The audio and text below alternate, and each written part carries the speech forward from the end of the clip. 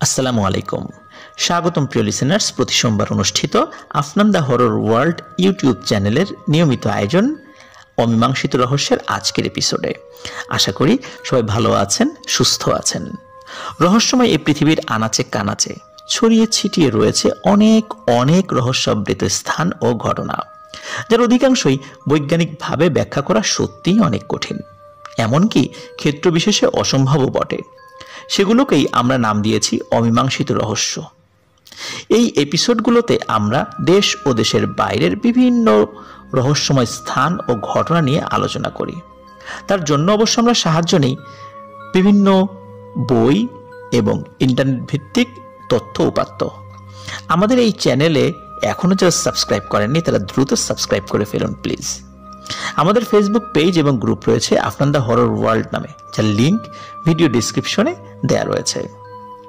আমাদের YouTube channel, Facebook page এবং গ্রুপের মাধ্যমে আপনারা আপনাদের মূল্যবান মতামত জানাতে পারেন।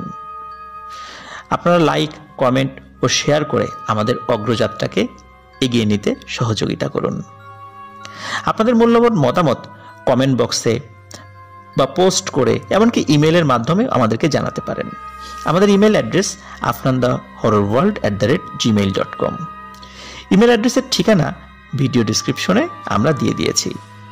চলুন কথা না বাড়িয়ে চলে যাই আমাদের আজকের আলোচনায়। প্রিয় লিসেনার্স, আজকের অমীমাংসিত রহস্য এপিসোডে খুবই ভয়ানক এবং অদ্ভুত একটি বিষয় আপনাদের সামনে তুলে ধরতে চাই। এই বিষয় নিয়ে মুভি পর্যন্ত নির্মিত হয়েছে। অনেকেই চিন্তা করেছিলেন যে এই সমস্ত মুভি বা টিভি সিরিজ বা এই রিলেটেড কোনো যে ব্যাপারগুলো, এগুলো হয়তোবা নিছক লেখকের কল্পনা থেকেই উৎপত্তি হয়েছিল, কিন্তু না, আসলে এর পেছনে একটি সত্য ঘটনা রয়েছে যা আজও চলমান রয়েছে বলে শোনা যায়। চলুন সেটি শুনে আসি। ফিলিপাইনের উত্তরাঞ্চলের একটি বিখ্যাত আরবান লেজেন্ড হিসেবেই এই জিনিসটি রয়ে গেছে। মূলত এখান থেকেই এই সমস্ত কাহিনীগুলোর সূত্রপাত হয়েছে। একজন ভদ্রমহিলা, ওনার নাম ছিল মারিয়া ল্যাবো। এটি মূলত খুব অদ্ভুত এবং ভ্যাম্পায়ার রিলেটেড একটি ব্যাপার। 70-এর যে দশক, এই দশকের শেষ দিকে বা 80-র দশকের শুরুর দিকে ফিলিপাইনে মারিয়া ল্যাবো নামে একজন মহিলা বাস করতেন। ওনার স্বামী এবং 2 সন্তান নিয়ে খুবই সুন্দর সুখের সংসার ছিল। সংসার সুখের হলেও আর্থিক অবস্থা তাদের ভালো ছিল না, কিন্তু আর্থিক দীনতা তাদের সংসারের সুখের উপরে কিন্তু তেমন একটা প্রভাব ফেলেনি। স্বামীর কোনো ভালো চাকরি ছিল না। 2 বাচ্চাকে মানুষ করতে গিয়ে সংসার চালাতে তাদের কষ্ট হলেও হাসি খুশি নিয়েই তারা বেঁচে ছিল। ওই সময়টাতে ফিলিপাইন থেকে প্রচুর পরিমাণ মানুষ মধ্যপ্রাচ্য এবং পশ্চিমা দেশগুলোতে গৃহকর্মী হিসাবে কাজ করতে যাচ্ছিলেন। তো আশেপাশের লোকজন যখন সেখানে যাচ্ছিলেন এবং যাওয়ার পর তারা যখন দেশে তাদের পরিবারের কাছে টাকা পাঠাচ্ছিলেন, তাদের আর্থিক অবস্থারও পরিবর্তন হয়। এটা দেখে মারিয়ারও ইচ্ছা জাগে যে তাদের পরিবারের অবস্থার পরিবর্তন করার। এই জন্য সে নিজের স্বামীকে রাজি করিয়ে 2 বছরের জন্য কানাডায় যায়। কানাডায় গিয়ে সেখানে শর্ট কোর্সের একটি নার্সিং ট্রেনিং নিয়ে বেসরকারি একটি হসপিটালে নার্সের কাজ শুরু করে। তার লেখাপড়া জানা থাকার কারণে এই নার্সিংয়ের কোর্স করতে খুব একটা সমস্যা হয়নি। বাড়িতে নিয়মিত টাকা পাঠাতো মারিয়া। নার্স হিসেবে খুবই ভালো ছিল সে। আর সে যে হসপিটালে চাকরি নিয়েছিল, সেখানকার কর্তৃপক্ষ তাকে খুব পছন্দ করত। এমনকি যে রোগীর সেবায় এই মারিয়া নিয়োজিত হতো, সে রোগীও তাকে খুব পছন্দ করত। ওই হসপিটালে হুট করে এক অদ্ভুত রোগী এলো। ওই ভদ্রলোক ঠিক কোন রোগে আক্রান্ত হয়েছেন, এই রোগটা হসপিটালের ডাক্তারগণ তারা ভালো করে শনাক্ত করতে পারছিলেন না। আর ওনার আচার আচরণ দেখে অন্য কোনো নার্সরা তার রুমে ঢুকতে সাহস পেত না। যেহেতু মারিয়া সে নার্সিং প্রফেশনে খুব ভালো করছিল, এই কারণে কর্তৃপক্ষ মারিয়াকে বলল যে মারিয়া, তুমি ওই লোকের রুমে গিয়ে তার সেবা শুশ্রূষা করবা, অন্য কেউ সেখানে যেতে চাচ্ছে না। মারিয়া সানন্দে রাজি হয়ে গেল। তো মারিয়া যখন প্রথম ওই লোকটার কেবিনে ঢুকলেন, তখন মারিয়া দেখতে পেলেন যে ওই লোকটার চেহারাটা খুব ফ্যাকাশে এবং লোকটাও অদ্ভুত রকমের লম্বা। তো লোকটা ঘুরে তাকিয়েছিল, মানে ঘুরে আর একটা দিকে তাকিয়েছিল, সে বিছানায় শুয়েছিল, বিষয়টা এরকম না। তো আপনার কি হয়েছে এটা জিজ্ঞেস করলো মারিয়া। তখন হুম করে একটা শব্দ করে ওই লোকটা নাকি ঘুরে তাকায়, আর তখনই দেখে তার চেহারা ফ্যাকাশে। এবং সবচেয়ে ভয়ানক ব্যাপার হলো যে মানুষের চোখ এতটা ভয়াবহ হতে পারে এটা মারিয়ার জানা ছিল না। ওই লোককে দেখেই মারিয়া প্রচণ্ড ভয় পায়। শুধু ভয় পেয়ে যদি রুম থেকে দৌড়ে বের হয়ে আসতো তাহলে হয়তো বা ভালো হতো, কিন্তু সে ওই রুম থেকে বের হবে এই ব্যাপারটা ঘটার আগেই ওই লোকটা দ্রুত মারিয়ার কাছে এসে মারিয়ার হাতে বসিয়ে দেয় এক কামড়। হঠাৎ করে এই কামড় খেয়ে মারিয়া ব্যথায় প্রচণ্ড জোরে চিৎকার দিয়ে ওঠে এবং ওই লোকটাকে ধাক্কা দিয়ে মাটিতে ফেলে দেয়। মারিয়ার চিৎকার শুনে আশেপাশের লোকজন এবং ডাক্তাররাও ছুটে আসেন, আরও যারা নার্সরা ছিলেন এবং হসপিটাল স্টাফ ছিলেন তারাও ছুটে আসলেন। তো ওই যে লোকটা পড়ে আছে, একজন ডাক্তার লোকটাকে পরীক্ষা করে দেখলেন যে ওই লোকটি মারা গেছেন। ধাক্কা খেয়ে পড়ে গিয়ে মারা গেছেন বিষয়টা এরকম নয়। তার মারা যাওয়ার কারণটা পরবর্তীতে জানা গিয়েছিল হার্ট অ্যাটাক। কিন্তু এভাবে ধাক্কা খেয়ে পড়ে যাওয়ার কারণে হার্ট অ্যাটাক হয়নি এটা ডাক্তাররা নিশ্চিত হয়েছিলেন। হঠাৎ করে হার্ট অ্যাটাক কেন হলো, আর হঠাৎ করেই কেনই বা এই লোকটি কোনো কারণ ছাড়াই মারিয়ার মতো একজন ভালো নার্সের হাতে কামড় বসিয়ে দিলেন, বিষয়টা কিন্তু সবাইকে খুব ভাবায়। হসপিটাল কর্তৃপক্ষ অনেক চেষ্টা করেও কিন্তু ওই লোকটার কোনো আত্মীয় স্বজনের খোঁজ পায়নি। ওই লোকটা নাকি একাই এসে ওই হসপিটালে ভর্তি হয়েছিল। বেওয়ারিশ লাশ হিসাবে জায়গা হয় লাশ কাটা ঘরে এবং নিয়ম অনুযায়ী তাকে সমাহিত করা হয়। ওই দিনের পর থেকেই কেমন যেন বদলে যায় মারিয়া ল্যাবো। সে নাকি কারোর সাথে কথা বলতো না, অথচ সে খুবই হাসি খুশি একজন মানুষ ছিল। আর এরপর থেকেই হসপিটালে অদ্ভুত সব ঘটনা নাকি ঘটতে শুরু করে। অদ্ভুতভাবে মৃত্যু হতে লাগে হসপিটালে আসা বিভিন্ন রোগীদের। তাদের সবার গলার কাছে নাকি দুটো দাঁতের অদ্ভুত চিহ্ন পাওয়া যেতে লাগলো এবং শরীর হতো রক্তশূন্য। কেউ যেন তাদের গোটা শরীরের রক্ত চুষে খেয়ে ফেলেছে। 1 মাস পরেই হসপিটালের চাকরিটা ছেড়ে দিয়ে ফিলিপাইনে ফেরত আসে মারিয়া ল্যাবো। সে যতদিন কানাডাতে ছিল, তো এই সময়ে তার পাঠানোর টাকা দিয়ে বেশ ভালো একটা অবস্থানে দাঁড়িয়েছিল তার পরিবার। তার স্বামীও বেশ ভালো একটা ব্যবসা শুরু করেছিল মারিয়ার টাকা দিয়ে। ছেলে দুটো বড় হচ্ছিল। তার মানে হচ্ছে মারিয়ার পরিবারে ওই সময়ে কোনো ধরনের কোনো আর্থিক অনটন ছিল না, যদিও বা সে পুরো 2 বছর সেখানে কাটায়নি, কিন্তু তারপরেও আর্থিক অবস্থার উন্নতি তাদের ঘটে, কারণ মারিয়ার ইনকাম ভালোই হচ্ছিল সেখানে, তার কাজ ভালো হওয়ার কারণে। বাড়িতে আসার পর সারাদিন গম্ভীর হয়ে বসে থাকতো মারিয়া। তো মারিয়ার স্বামী এবং সন্তানরা তো অবাক হয়ে যায় যে কি হলো, সে এরকম গম্ভীর হয়ে গেল কেন। মারিয়া সারাদিন চুপচাপ বসে থাকতো, আর সন্ধ্যার পর নাকি সে একাই কোথায় যেন বের হয়ে যেত। রাত 10টার আগেই অবশ্য বাড়িতে ফেরত আসতো। তার স্বামী এই ব্যাপারে তাকে কোনো প্রশ্ন করলে সে উত্তর দিত না। ওই এলাকাতে অদ্ভুত ভয়ানক কিছু ঘটনা ঘটতে শুরু করে। কানাডার ওই হসপিটালের মতো ওই এলাকাতেও রাস্তাঘাটে মানুষের মৃতদেহ পাওয়া যেতে লাগলো, রক্তশূন্য। আরও একটা ব্যাপার হলো যে হসপিটালে যখন রোগীদের ডেড বডি পাওয়া যেত, শুধু রক্তশূন্য অবস্থায় পাওয়া যেত এবং গলার কাছে দুটো দাঁতের দাগ। কিন্তু এখানে ভয়াবহতাটা যেন আরও ভয়ঙ্কর আকারে ফেরত আসলো। শুধু রক্তশূন্যই নয়, মৃতদেহগুলো থেকে মাংস খুবলিয়ে খাওয়ার চিহ্নও খুব ভালোভাবেই রয়েছে।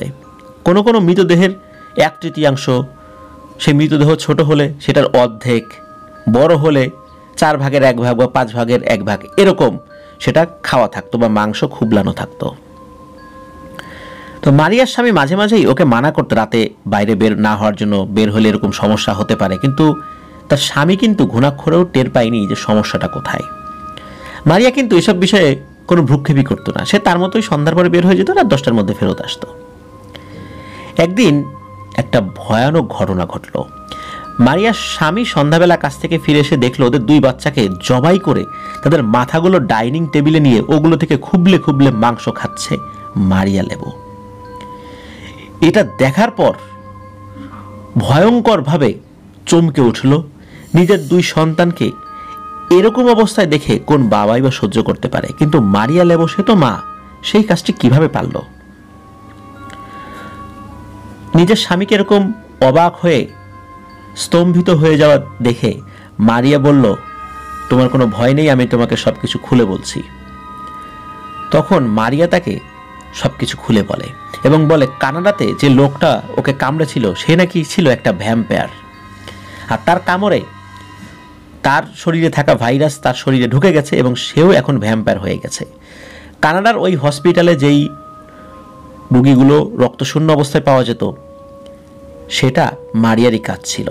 কিন্তু ফিলিপাইনে ফেরত আসার পর শুধু রক্তে তার কাজ হচ্ছে না, তার মাংসও খেতে হবে, এবং কাঁচা মাংস। মানুষ বা বিভিন্ন পশু, শুধু মাংস এবং রক্ত রয়েছে কোনো প্রাণীর শরীরে, এরকম হলেই হবে। মানুষ হোক বা অন্য কোনো প্রাণী হোক, তাতে তার কিছু আসে যায় না। এতক্ষণ একটা ঘোরের মধ্যে থেকে তার স্বামী সব কথাগুলো শুনছিল। হঠাৎ করে যখন হুঁশ ফিরে পেল তার স্বামী চিন্তা করলো মারিয়া লেবো এখনই হয়তো বা তাকেও আক্রমণ করবে। টেবিলে থাকা ধারালো যে ছুরিটা, এই ছুরিটা নিয়ে মারিয়া লেবোর স্বামী মারিয়ার মুখে একটি আঘাত করে। আঘাতটা বেশ গভীর ছিল। মারিয়া মুখে আঘাত পাওয়ার পর চিৎকার দিয়ে দৌড়ে সে বাড়ি থেকে বের হয়ে যায়। এরপর মারিয়াকে আর কোথাও খুঁজে পাওয়া যায়নি। আশেপাশের প্রতিবেশীরা চলে আসে এবং দেখে এই ভয়ানক ব্যাপার। মারিয়ার স্বামী প্রতিবেশীদেরকে সব কথা খুলে বলে। আশেপাশের লোকজন বুঝতে পারে এই কাজগুলো কে করেছে। তখন সকলেই সতর্ক হয়ে যায়।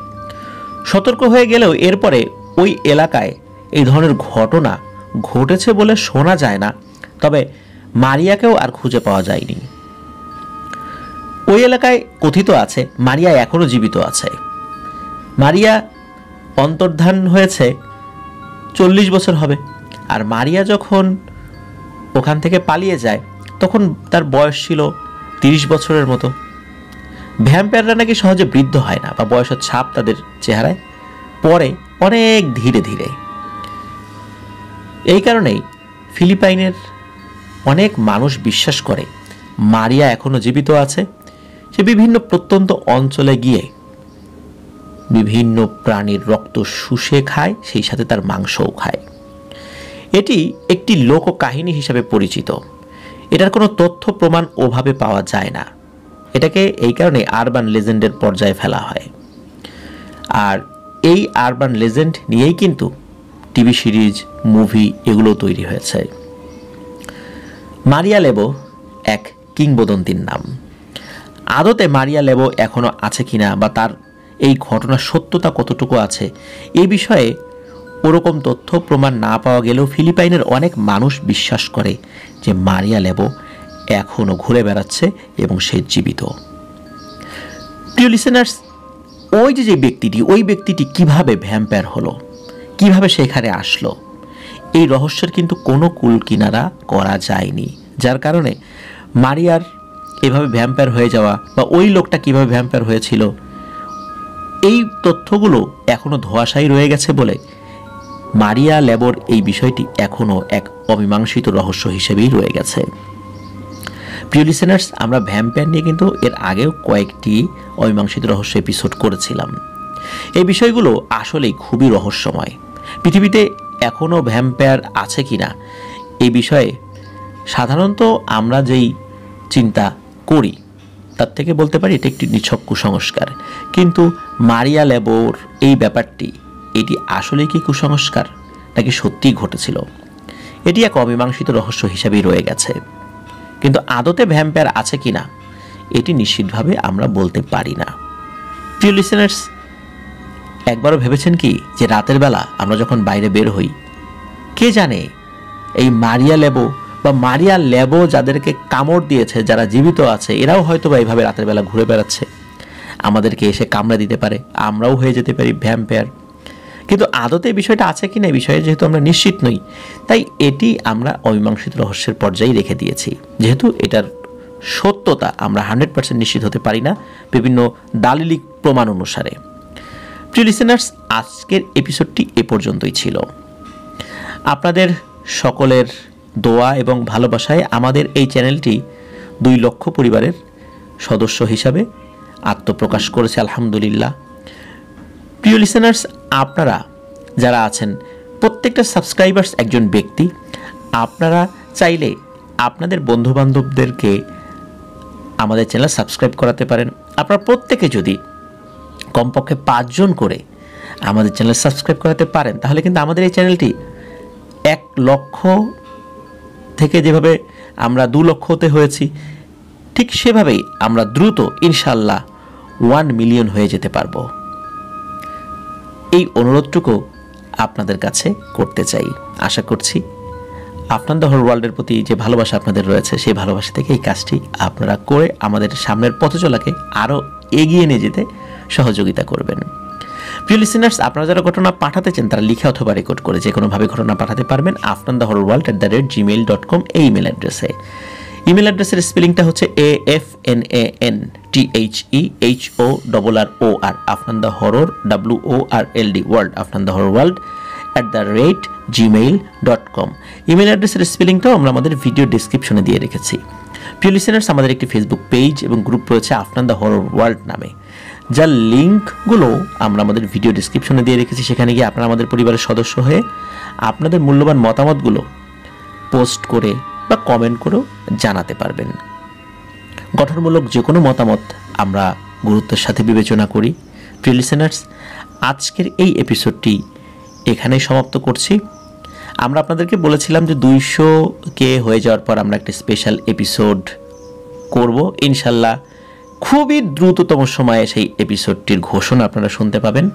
আসছে বৃহস্পতিবার আমাদের রেগুলার যে এপিসোডটি, এটি শোনার আমন্ত্রণ জানিয়ে আজকের মতো বিদায় নিচ্ছি। সবাই ভালো থাকবেন, সুস্থ থাকবেন, আমার জন্য দোয়া করবেন, আমার পরিবারের জন্য দোয়া করবেন, আপনাদের জন্য দোয়া রইল, আপনাদের পরিবারের প্রত্যেকের জন্য দোয়া রইল। মহান আল্লাহ সুবহানাহু ওয়া তাআলা আমাদেরকে ভালো রাখুন, সুস্থ রাখুন, নিরাপদে রাখুন, আফনান দ্য হরর ওয়ার্ল্ডের সাথে রাখুন। আসসালামু আলাইকুম।